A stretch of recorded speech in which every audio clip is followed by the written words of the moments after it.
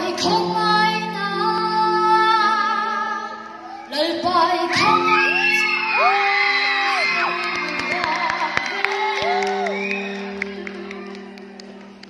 lời bài không ai nói, lời bài không ai nên xoan kinh xoan mình hoang vẽ.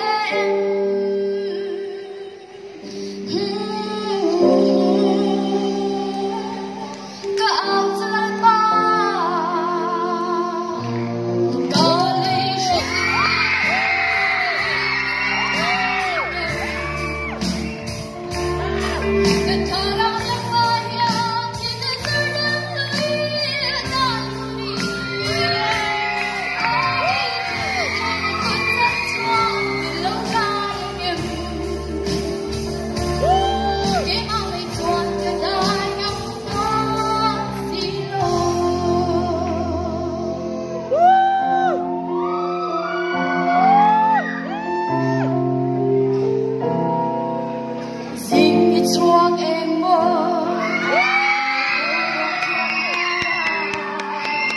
thì bay vô kín là bay hoa theo cái lệ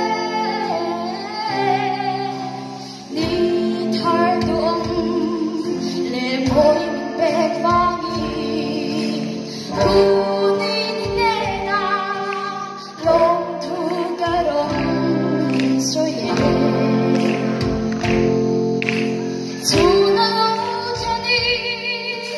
Ghiền Mì Gõ để không bỏ lỡ những video hấp dẫn.